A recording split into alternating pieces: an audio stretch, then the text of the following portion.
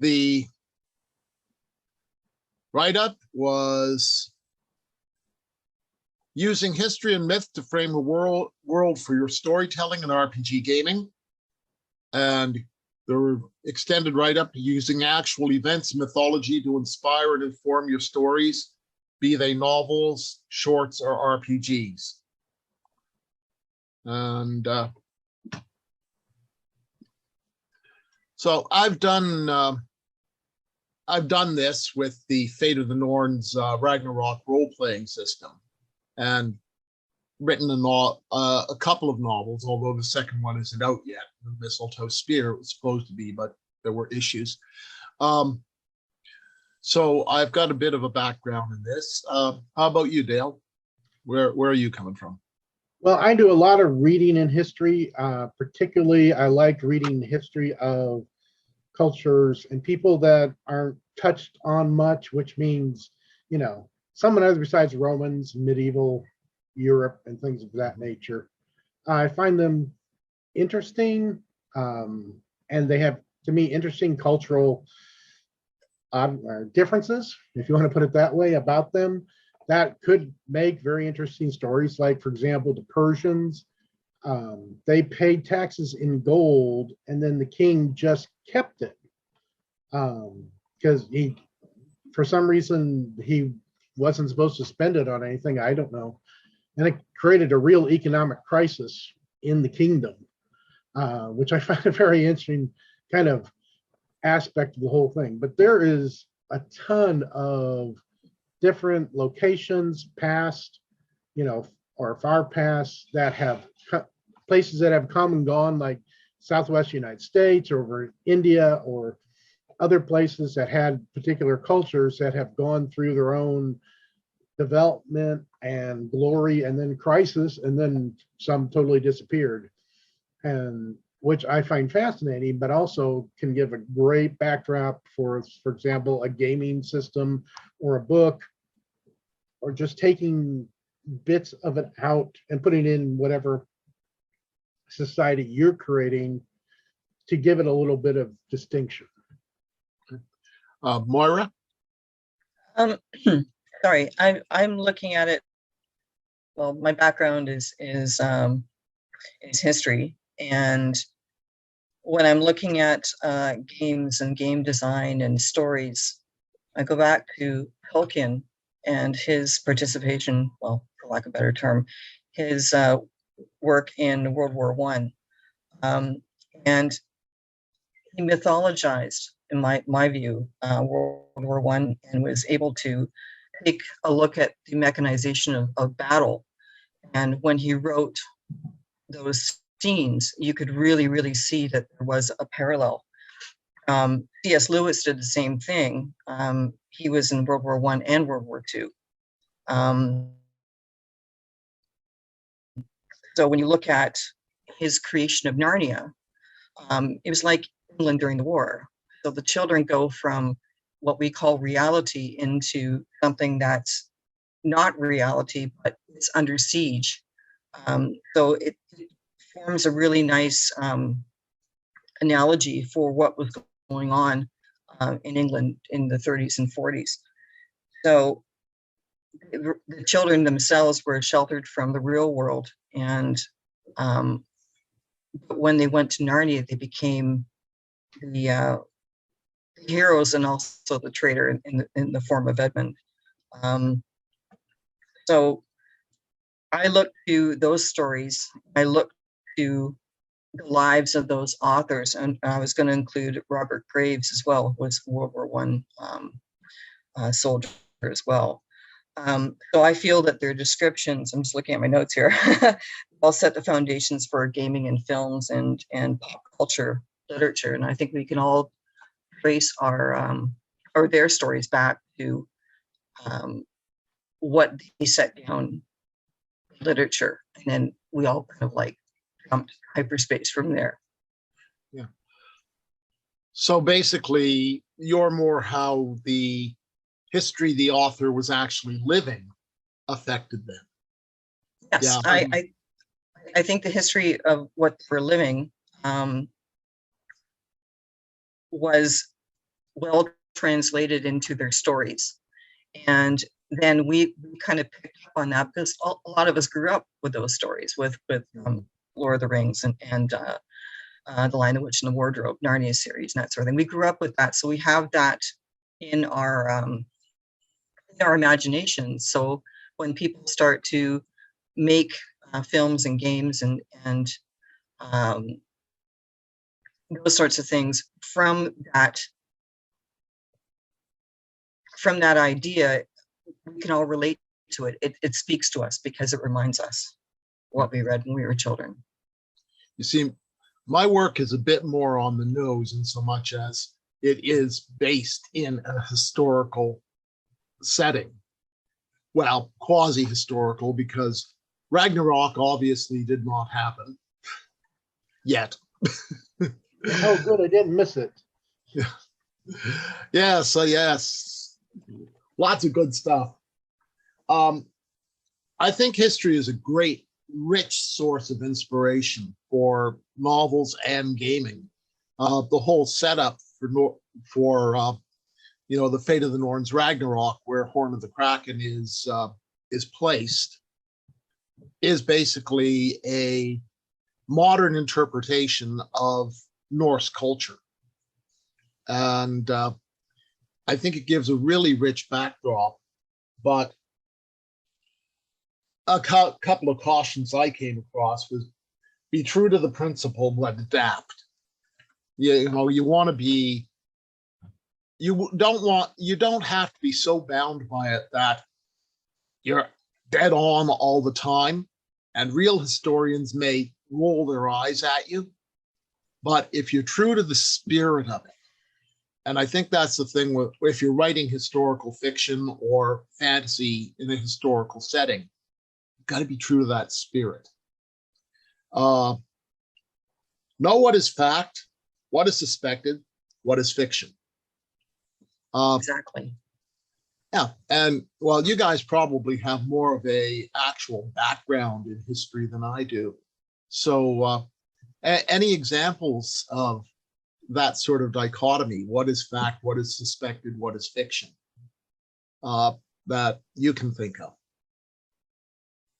Well, I'm currently reading a book on the Mayans. It's kind of funny you mentioned that because very early in the book they say there's not a whole lot of records. They say you got to remember most of these records are written by aristocrats in power, and you got to basically wonder if what they wrote is true.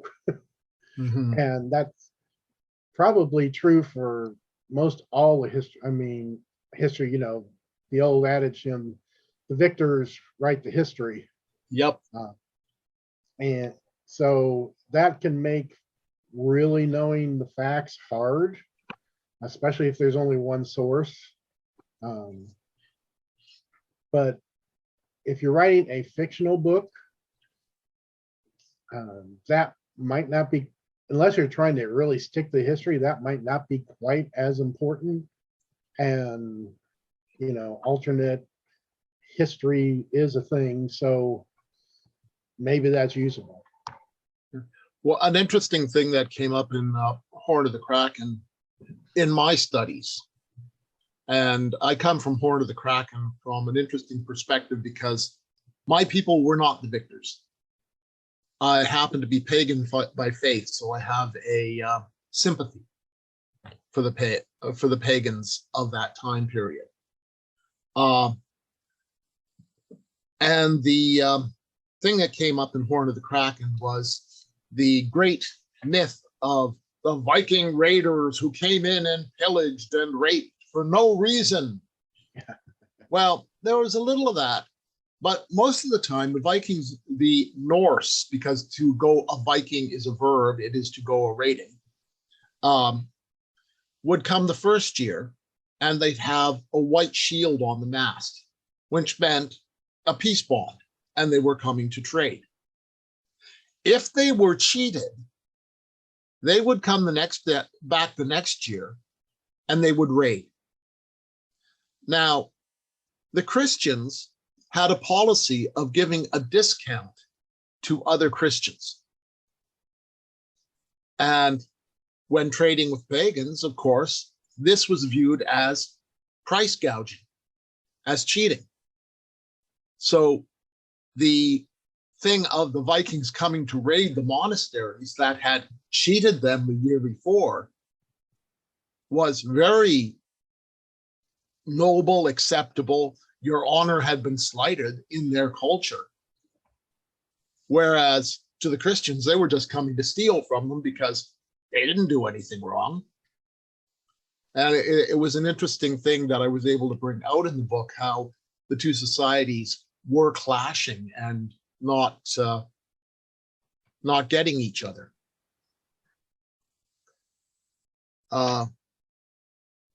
One of the things that I have here, for people who want to write historical fiction, and you can disagree or agree if you like, and maybe we can kick it around a bit. Experience it. Join a group like the Society for Creative Anachronism or a Black Powder Society. There's Roman recreation societies. There's, I know, Norse recreation societies. Join that and do some living anthropology. Learn what it's like to dress in the clothing, what's involved in trying to live in that kind of way. Have Moira, Dale, have either of you done anything along that line? I have. I actually assisted with a living history group, of World War I veterans, and we went to events during the 100th anniversary. And it was also very important in 2017, which is 100th anniversary of Vimy Ridge and 150th of Canada. So that was really important. And I was also a member of the Society for Creative Anachronism. So yes, you're absolutely correct in doing living history. Even if you LARP, it's taking your perspective out and putting it into where you want to be. And I think it can be very, very positive for creating your stories. Because for me, anyway, I can't speak for everybody else, but for me, I've been spending a lot of time sort of glued to my computer trying to do some research on Nikola Tesla. And I find myself going down so many different rabbit holes, but unfortunately, there's not a living history group for him. But yeah, there should be. I think there should be. Maybe going to Niagara Falls would be a good thing for me to just to immerse myself. But the immersion thing is very, very important because, as I mentioned, it does give you a good perspective. It does give you, it takes you out of your own comfort zone. Then you get to meet with like-minded people who you can talk to, and they can give you some really good ideas as to how they came up with their costume. What resources did they use to design, their armor and all this other stuff. So I think that can be very, very helpful. We have a question in the chat. Did you want to address that one, Dale, or Let me to add? read the whole thing. Oh, how do you keep from using the mythology of another culture or religion in a way that is actually appropriation? How do you build on the stories and characters while respecting the source? Well, I'll kick it off because I know this is a hot potato. If you have respect, and I think that is the difference between an homage to a group or appropriating that group. If you treat it with respect, if you are honest and you put an honest effort into looking at it from the other person's perspective. Because ultimately, we are all human. We all eat, sleep, drink, breathe, and go to the bathroom. So ultimately, we all have that commonality. Anything else are variations on a theme. And it's sort of like you play the recorder and you take up the flute. Sheet music is the same. There are commonalities. And I think when you reach and try to find that commonality and then build on the themes of culture and so forth, as long as you're respectful, I don't see a problem. Of course, in reality, somebody's always going to slam you for something, because that's just how our world has become. We're so busy looking down at each other, we forget that we all have to eat, sleep, drink, breathe, and go to the bathroom, and we're all people. Dale, Moira? The first thing I'd say is don't imitate Hollywood. Oh, But I'll checking it off the list. yes. Coming from, I am very religiously conservative, and just, you know, if I read a story and you got someone who's supposed to be a very religious, moral person, and you turn around and they're, you know, just a scumbag, it really turns me off. Now, I know there are some people like that, and if that's what you're doing, you know, you better set that up so they're, you know, you just don't present a perfectly moral person that everybody loves and turn out that they're the devil. But I think it depends on exactly how close you're trying to stay, and are you trying to actually stay within, say, I don't know, Greek mythology or Native American mythology or something. Then you have to be very accurate. If you're using it, that's fine. But I would say go a little farther than just, I mean, like, you can see a ton of movies and the bad guys are clearly Nazis. They don't call them Nazis. They wear basically the same clothing and everything and act the same way. So they're Nazis. Okay, they're Nazis. Why, you know, don't take the easy way out from that. And, you know, if you're going to have some person who plays against type, develop that, develop a reason, develop, you know, are they just a political animal? Show that before you totally destroy. Don't try to shock people. But if you're going to go against type, then I would say go completely against type. You know, don't try to imitate something and then go against type, I don't, because you're mad at them or something, you're mad at that political party or religious group or whatever, you know. No, don't do that. Don't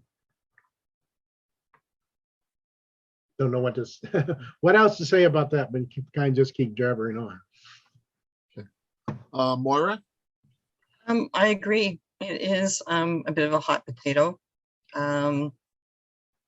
It's interesting. I was looking at Robert Graves' The White Goddess, and that became the source material. There you go, Kitty. Sorry.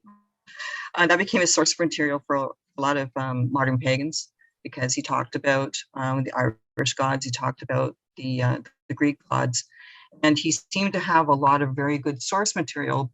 Later on, he did get kind of slammed for some of his research. So it can be a very, it can be problematic, but if you're able to look at your sources and do look at the positive stuff and the negative stuff, and being able to get both perspectives, I think it can really, really help. But again, there's always the question of, are we misappropriating or taking something that we really don't have any business taking? So again, it's what you mentioned earlier, Stephen. It's respect. It's respect, and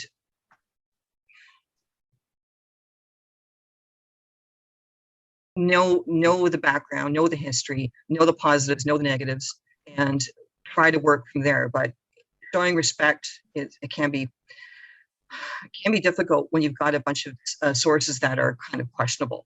Because, I mean, if you go looking on at some of the Wikipedia sites, you kind of go, where did you get that from? So again, I could ramble on about this, but I won't. So I think, again, it is very, very much a hot potato. we have another extension on this. In the same topic, have any of you used sensitivity readers, editors, i.e. people from that cultural group who read over for common errors, stereotypes? How was the experience? Well, with my work, for the most part, they're all dead, several centuries, or they haven't been born yet. I do science fiction as well. So no, however, what I will say on the topic is I write people who happen to be whatever, because I believe in representation. And a few years ago, a whole bunch of people were clamoring saying, oh, ethnic minorities are not represented in science fiction. It's all white males. And I kind of looked at my work and I said, well, remove the male part, but yeah, because I wrote about, reflected the people around me, and there was not a lot of ethnicity in the town that I grew up in. So I started purposefully trying to put people of color, of other ethnicities into my work. And then I got slammed for writing people of an ethnic background who, without being of an ethnic background myself. And I just sort of threw my hands up in the air and said, you know what? I did it with respect. I wrote a person who happened to be. And in the case I was getting slammed for, it was a person who happened to be a black Asian cross, and they had been living in Canada for their family for over 200 years, and I thought it was far more important that they grew up on a farm than that they happened to be a black Asian cross, because they'd been indoctrinated into the culture of Canada, as it is in the future time that I was postulating. But have either of you anything to add to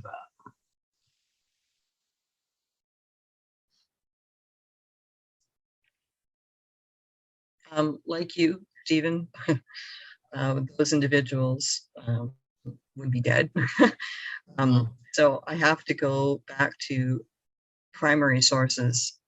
And the conundrum for writing and being inclusive and including different cultures and including different backgrounds and that sort of thing has also been very problematic. I mean, you just have to look at Star Wars and what some of the stars of Star Wars were getting. They were getting racial attacks because, according to this small, very vociferous group of people, Star Wars should only be white people, mostly white guys. And reading some of the stuff on Twitter, you kind of go, where did you people grow up? Like what? It was just horrendous. So unfortunately, it can go both ways. People can sort of go yay for inclusivity, but no, you shouldn't be doing that because you don't fit that stereotype, or you don't fit that racial type, or you don't fit that cultural type. So it's a very, very difficult path to navigate, I think. Yeah. So while we're on this, I want to do a quick shout out to the recently passed Michelle Nichols, who I personally have a great deal of respect for. She was an incredible lady. And also, as a little boy growing up in a community where there were maybe 20 people of color in my entire city. And until I was about 12, I never met them. Every time my father would make a stupid racial joke or say something that was moronically racist, I would flash to O'Hara. And I would think, he's wrong, because she's intelligent, she's capable, she's beautiful. And in a very real way, she saved this white kid from middle-class Canada. So I just want to give the late, great Michelle Nichols a shout out for that. She did a lot of good for a lot of people, and not just in her own racial group. She did. And I think, sorry, go ahead. Go ahead. No. But just to piggyback on that, NASA was saying that because of her, more women were getting into the sciences and wanting to be involved with NASA. And I just think that's amazing, because she provided such an amazing role model. And like you, I grew up in a town that was pretty much white all around. I don't think I met anyone from a different racial group until I went to university, which is not a very pleasant thing to admit, but it was a very eye-opening experience, because my parents could be a little bit on the racist side as well. Mm-hmm. So being able to be at an ethnically diverse university like York University, being able to meet with people and listen to their stories was very, very important, and it was very eye-opening as well. So when I think back to that, and I think back to Nichelle Nichols' contributions, it really helped me understand better. And I thank you for giving her a shout out. Now, I want to move a bit on from this, because I think we've explored it. One of the things that I find, okay, Dale, you said it. Don't use Hollywood as your reference. Too many people think Errol Flynn's Robin Hood is a realistic depiction.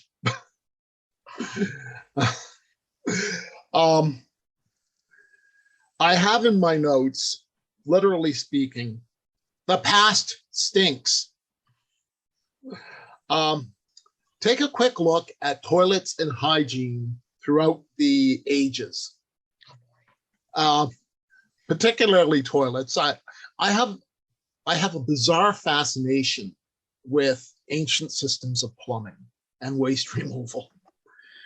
I don't know where it comes from, but it's there. And I actually incorporated a lot of that into Horn of the Kraken.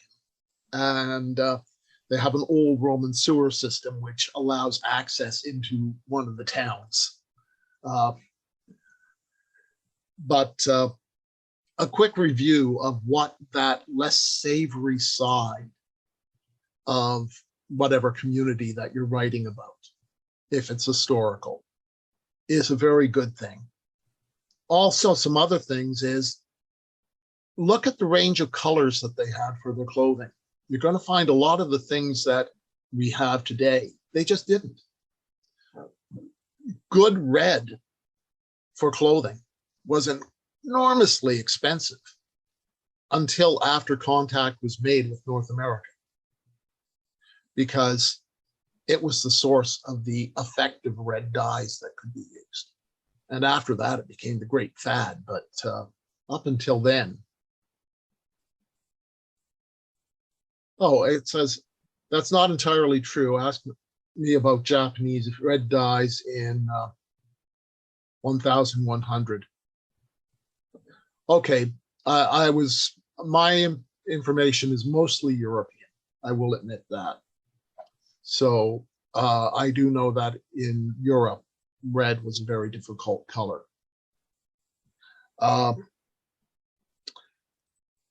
Interesting little tidbits we get, and they hang on to today. We have quarters. We have the quarters in our pocket. It's $0.25. Well, it used to be in much of the past, the value of a coin was its weight. And you would literally make change with a chisel. And you'd have a quarter coin, and you just split the coin into quarters. And that was your quarter. And that's eventually people would collect them up and they'd cast a new coin. But also a whole range of counterfeiting and things like that. Details, little details that come out and bring the writing to life. So I've said my bit, you guys take it away. Yeah, details which add richness to your stories. I mean, that's what trade was all about. A lot of trade was spices, it was dyes, it was things that you did not have in your native country and you're trading to someone else for. And that it shows a lot of what was important to those cultures. I mean, the Romans practically went bankrupt buying spices so they could burn them in their temples. And adding things of that nature, whether it's historical, whether you make it up, can add a lot of richness to your story. Fashions. I mean, if you're writing science fiction, you say, well, I have nothing to do with it. Just put a little tidbit in. Little tidbit about, you know, Star Trek always talk about Romulan ale, and I think that's almost like a trope now. But you know, at least, you know, it shows that there is trade and there is stuff that goes back and forth, and there is things that come from other areas, and there's reasons for that. Well, mostly because people like variety and, you know, things that are pretty and etc. And so that can really add to the richness of your story. It makes it feel more real, you know, whether it's historic or made up. Moira? Just to piggyback on what Dale has said, yes, those little details are very important. And it helps enrich the story by having these small little details. And if you can write something that's like a customary thing, or a ritualistic thing that's normal to that particular culture that you're working with, whether it's in science fiction or not, that can really, really embroider some interest and really flesh things out. So I think that's really, really great. So I really don't have anything new to add to that, but yes, I agree. Yeah. Just carrying on with the coin a little bit. One of the there's logical extrapolations from that are also borne out by archaeological evidence. A very common piece of equipment was a little scale that was handheld, and you would put a weight on one side, you'd put the coin on the other. And if the coin balanced, it was a good coin, because there was a lot of counterfeiting and shaving that went on. And shaving is a practice of just scraping the edge off several coins so that they remained looking pretty much the same, but they were actually a little bit light. And you collect that up and cast it and make more coins. You could also conceivably take a core of a cheap metal like tin, dip it in silver just enough that it gets a coating that could be stamped, and then stamp it and pass it off as a silver coin.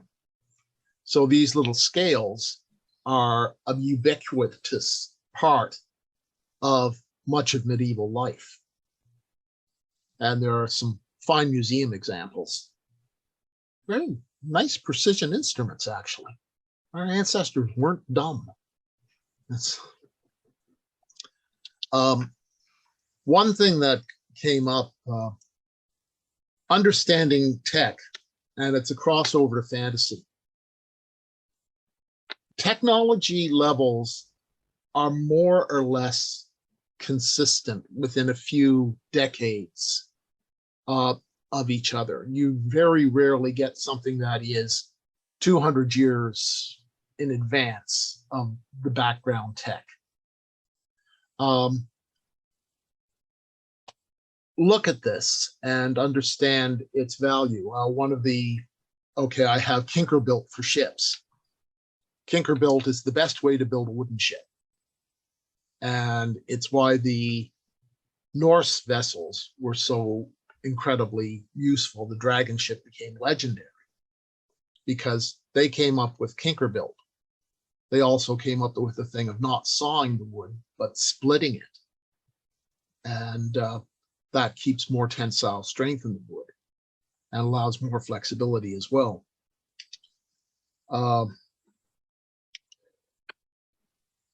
So little things like that that can inform your writing, whether it's in a game universe. You know, if somebody is making a ship out of oak planks and it's Kinkerbuilt, it's going to behave like a Viking longship. Whether it's in a fantasy universe where it's ipso facto, whatever kingdom that is, or, you know, as long as physics remains the same, this is going to have certain things, and you can research this and carry it over to your game. And you can actually have some really nice conflicts come out of that as well. Can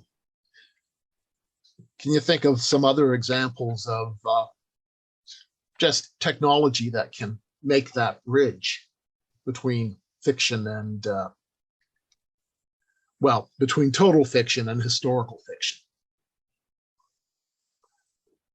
One thing I would say is if you're writing fantasy, don't have one side be so much more powerful than the other because they invent gunpowder, because that's been done to death.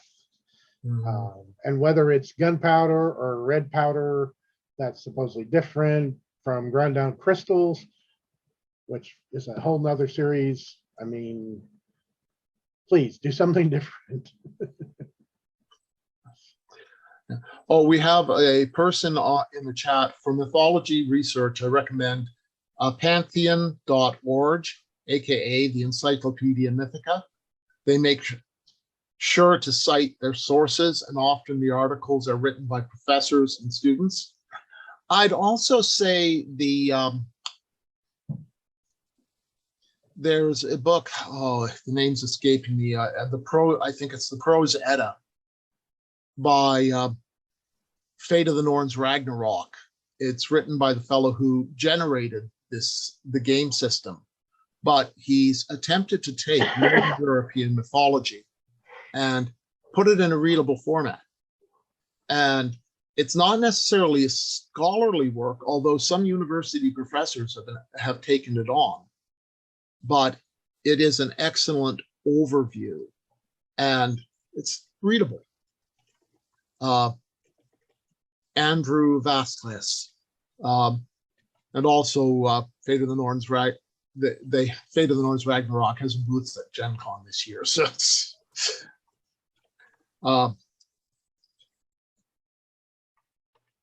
okay. I find it interesting how similar a lot of mythologies are on cultures that are not anywhere close to each other. Mm-hmm. I've never really seen that in a comparison study, but I think it really points to commonality amongst people that, I mean, in general could be, if someone's dealing in a mythological world, it would not be too hard to create a new one, but use the basis of commonalities in the mythology, like the trickster character is like in practically every mythology I've seen. You know, why? I can't tell you. Maybe it's just a basic human idea, but that sort of thing I find very interesting. Well, Jung has the concept of the collective unconscious that, again, it goes back to because we all have to eat, drink, sleep, breathe, and go to the bathroom. We have a basic structure to how we conceptualize things.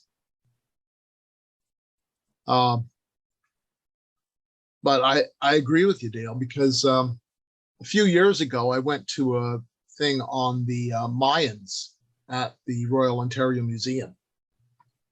And I was going through and I was reading the stuff and really grooving to it. I came across some of their mythology.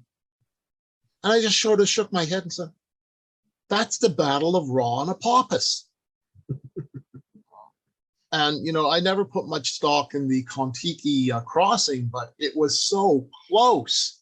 basically you could have written this and done a search and replace command for the names, and you had the same story.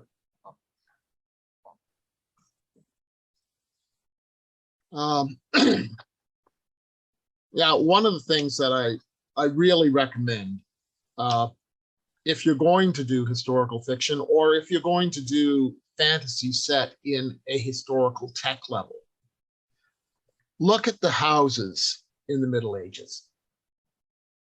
You know, look at the housing that was appropriate to the time period you're emulating, because there's a huge range. Years ago, I had a fantasy piece that I took to a critique group, and the leader of the group was on me because I had a knight living in a small house. And of course, knights live in castles. And there was only the serf's cottage and the castle. And it's sort of, I've been to England. I've been in these houses. The middle class had houses, the multiple rooms. They didn't keep pigs in the same room as the family. That was for the serfs to do. Actually, the pigs were probably more important than the serfs.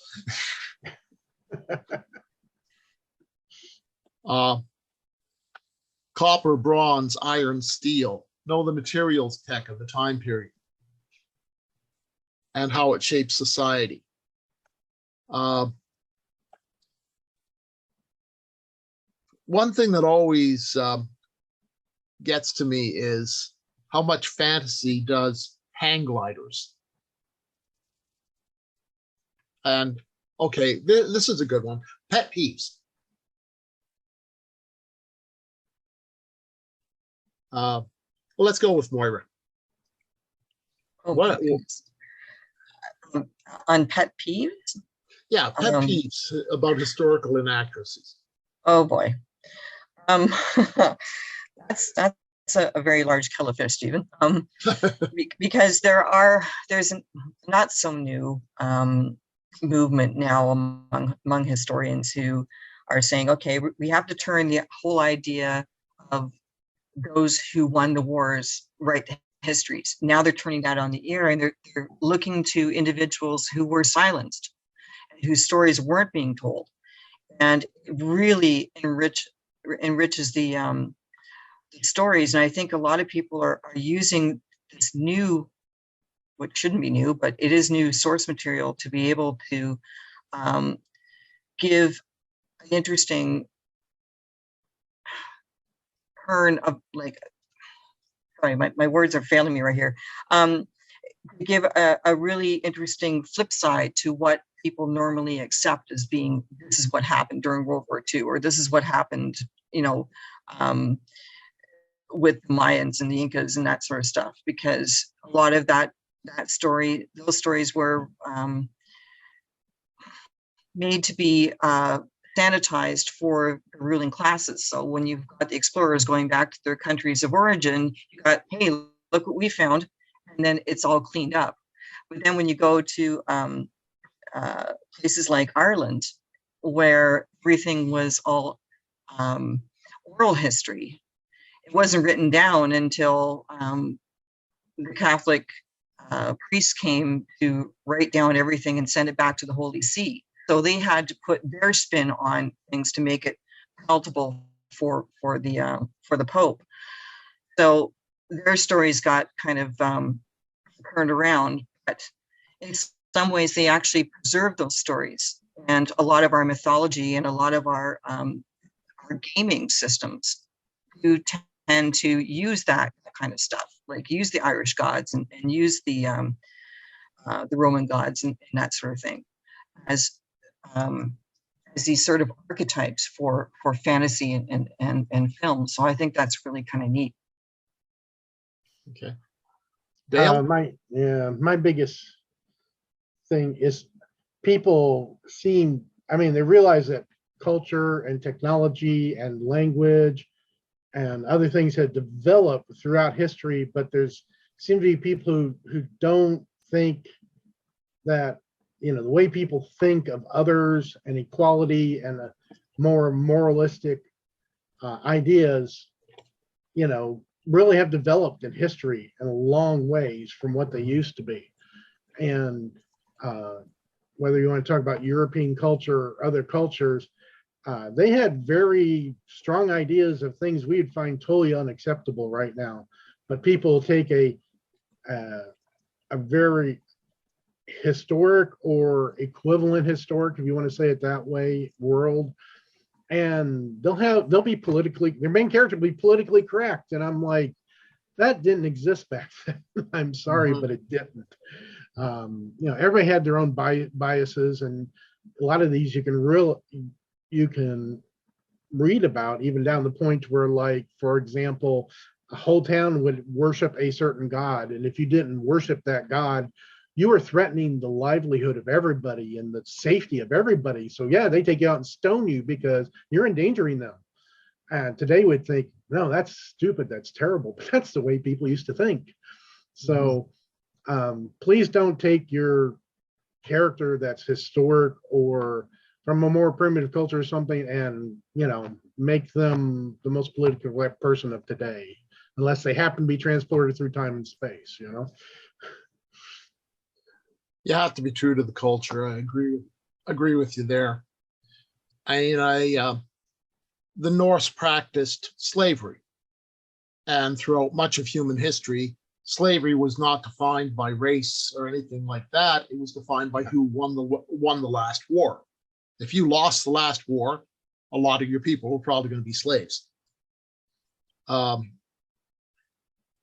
Horrible, disgusting practice, but it's history. We have a question, and it just jumped off the page. Okay, how do you recommend constructing alternative histories that would work that way? How do you extrapolate from real history to what if history? Very carefully. Oh, really? Very carefully. Making sure that your audience is going to know it's a work of fiction. But sometimes some authors will put a disclaimer saying this is a work of fiction and some of the characters are based on real people, or they are real people, but they have been fictionalized.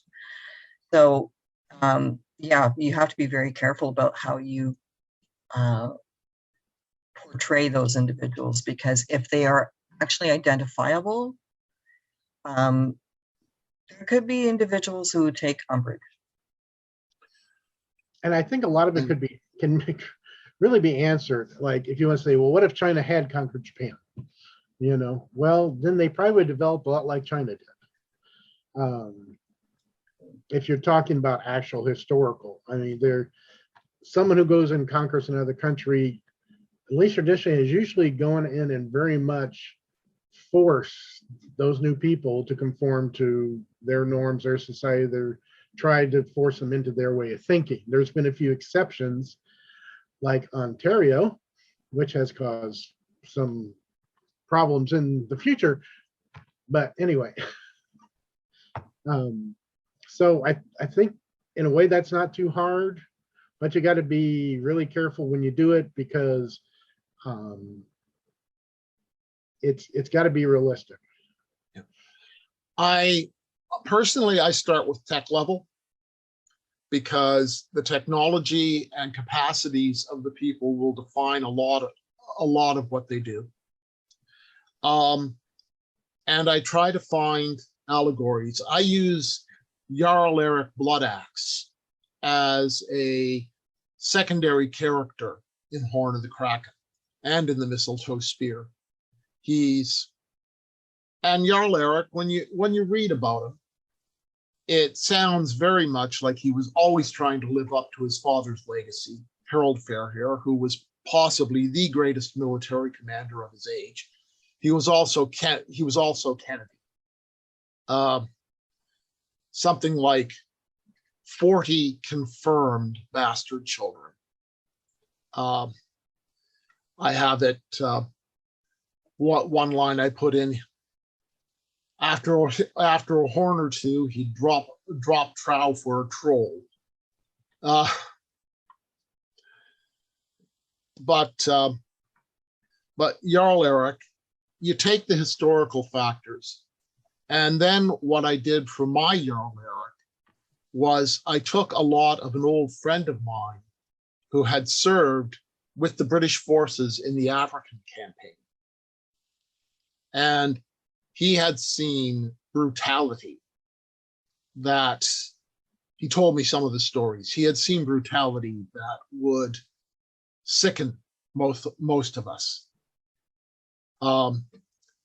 And I took him and combined him with what I knew historically and came up with a person, a man who was more a battlefield general than a statesman, and who had seen too many friends die in battle and understood the cost of war, but also understood that it was an unfortunate necessity at times. And that's where I came up with it. I went to real sources. And I think if you're going to do a historical character and then deviate from that, the important thing is to come up with real sources that give a foundation, and then you build on that foundation. And that's where your deviation comes from.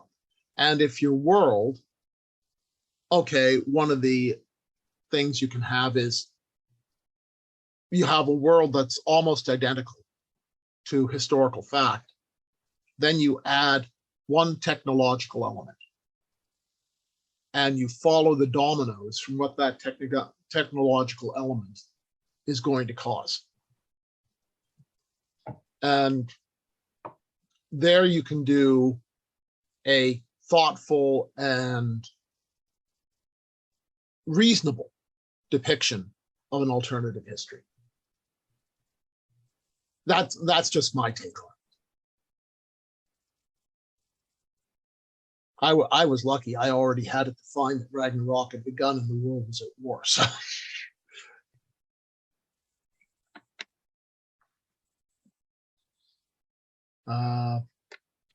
okay. Well, we talked about cultural variation, government types. That's one thing. If you're, we tend to think, I find with a lot of fantasy, you have the noble king and his people. And it hasn't been that simple since we had communities of more than a couple hundred. So what government forms can you think of for fantasy? Well, my for fantasy, if you're doing a sword sorcery world, especially a world where magic is real and one person can be extremely powerful, it just seems to me you're going to end up with dictators. You're going to end up with a very powerful person. You might have a few countries that are a little more progressive than that, but I mean, most of medieval times it was all about who is the strongest. That I'm not sure how you really, to me, you'd have to have some really, really good reason not to go that way. Now, I know there are examples like Cincinnatus in Greece, but that was kind of very brief and went away. People were used to having a king. You read the Old Testament and children of Israel, God tried to give them a theocracy and they said, but we want a king. We want someone to point to say, hey, he's our king. And so, okay, we'll give you a king. Maybe if you're talking about some other world that's, totally different than Earth and built differently, maybe they have a different mindset, but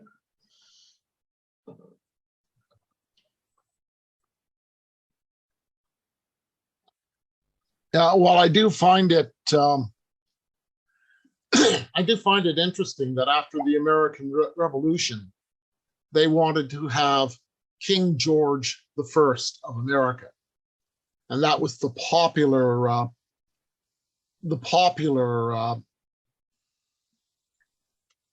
push by the Sentiment. people. Yeah. And I'm not a great fan of George Washington, but I will give him credit. He stood up and said, hell no, make me your president. Give me a 4-year term and with the chance of re-election. But what the hell did we fight this war for if I'm going to be King George the First? I mean, people, I agree, people like monarchies, although the move away from monarchy has gone on for a long time. You look at the Magna Carta. Yeah, but a lot of people even today treat the president almost as if he's a monarch. You know, they think the president can do anything he wants. They expect him to be involved in everything, president of this country at least. You know, if something goes wrong, they always point to the president. I'm like, look, he's only 1/3 of the government. You know, he can't do just anything. Yeah, well, I mean, it's interesting to look at how the division of power has happened, even in the Roman Empire. Prior to the Caesars, who became these monolithic figures with all the power, you had the Senate and you had Caesar, who was more like the prime minister than, the monolithic dictator. And then the power accumulated more and more into the Caesars, and they all went nuts. And you had all these wonderful stories about a process. But, you can look back at all these government systems, and it's always been this pull, normally by the nobles, that the nobles were pulling to have more power on their end as a collective, and the individual at the top was pulling to have more power on his end as an individual. Well, we're almost out of time, so I'm going to give it over to last thoughts. Moira, Dale, and I'll take the end. Moira? This has been wonderful, actually. I was going to say, just to add to what you had mentioned, Stephen, the continuity of how people set up their politics in stories. It always has to be a hierarchy. So how are you going to illustrate that hierarchy? What are your political stepping stones and that sort of thing? So yeah, I think that's important to keep in mind as to how you're going to express that. Dale? I'd say on the subject I'm talking, I mean, history is extremely rich. That includes mythology, source for material and ideas. I would encourage any author to read as much history as they can. It's also a study in human behavior. So that has the benefits all the way around. Okay. And I'm going to mention that Brain Lag is running a whole slew of seminar style talks this weekend, and readings. Please don't forget the author readings. You might just find your next great read. And also in the next session, we're going to just be doing an informal meet and greet. So if you want to shake hands, well, figuratively shake hands, it's the opportunity to do so. History is a vast source of material. It also sets your tech levels. And again, going back with my writing, tech level is very important because it helps define the culture. So if you're going to write a time period, find out what their capacities were. Find out what they knew, what had been lost, what might still exist in old books and scrolls, and incorporate that. And we're about to be kicked off, so I'm just going to say goodbye to everybody, and I'll open up the meeting.